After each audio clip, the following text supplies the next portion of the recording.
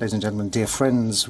Many things have been said, and we have, at the opening, have said extremely strong things, and there was a lot of emotion, I believe, because we want to say how urgent things are, and we are aware of what we're experiencing. And if we're expected to act collectively today, well, if we met today collectively, is to say what we said 6 years ago. We need to, at the beginning, there was not agreement. There are three values: ambition, solidarity and trust. That is pursuant to the Paris Agreement. During the last 6 years, since Paris, some have forgotten these values. Some have wanted to drop out or doubt, but we've held fast. When we look at the last few years that have just gone by, we have been able to keep all of the international community united so that we can continue to fight and face the problem. Now, our challenge as to whether to see if this COP is successful or not is mid-term results. Our aim is 1.5 degrees by the end of this century. It was reaffirmed yesterday in the G20 in Rome.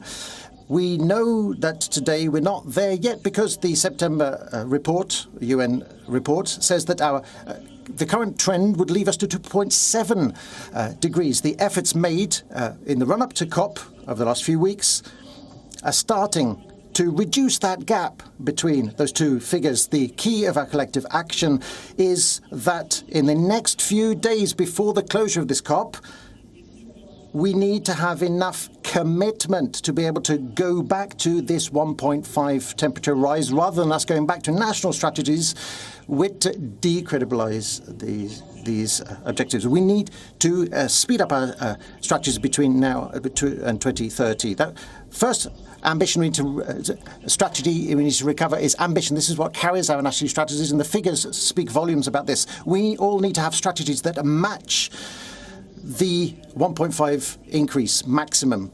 That needs to be embodied in our national strategies. In this respect, France, but more broadly the European Union, as well as the United Kingdom, are today ready to meet their commitments. Our challenge is now to implement our commitments, and I do not underestimate the importance or the difficulty thereof. We today have a challenge before us, namely the implementation of the Green Deal at European level of our national strategies. But the figures we have committed ourselves to are those which will enable us to give credibility to this a target of 1.5. So energy transition, economic model transition. This transition must be fair, just and supported by social decisions. This transition will make it possible also for us to be able to create new opportunities, new jobs through, in particular, deep innovations, the building of new sectors, of new industries and new opportunities. That is what we are doing. That is what we are focusing our efforts on.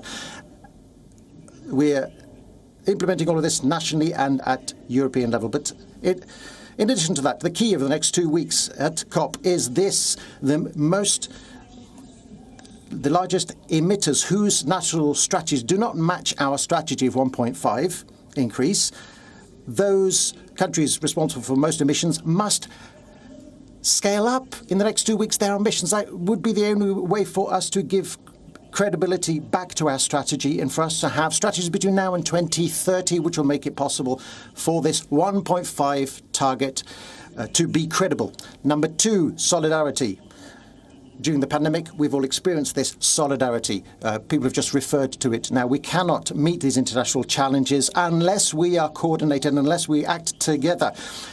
The context we're in is a context in which climate change, to a certain extent, is injustice squared. It's the most poor countries in Africa, in the Caribbean, in the Pacific, who are the first victims of climate change. They are those who are very often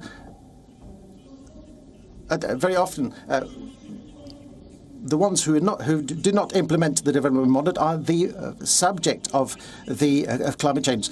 SIDS, indigenous peoples, suffer the effects of climate change. And the second key target of this COP is 100 billion per year dedicated to combat climate change. France and the European Union and now have met their commitment and even exceeded them. Europe is going to spend 25 billion per year. We've raised our France spends over 7 billion per year, over a third of what a third dedicated to adaptation. But all developed economies must now contribute their fair share because the leadership demands us to give an example. If we want to be leaders, we need to give the example. We need to find all means to ensure that the richest countries speed up this financing, because we've committed ourselves to put on the table this $100 billion per year between 2020 and 2025 before we put even more on the table subsequently. I would like to appeal to those countries who are not contributing what they should today to meet their responsibilities between now and the end of COP so that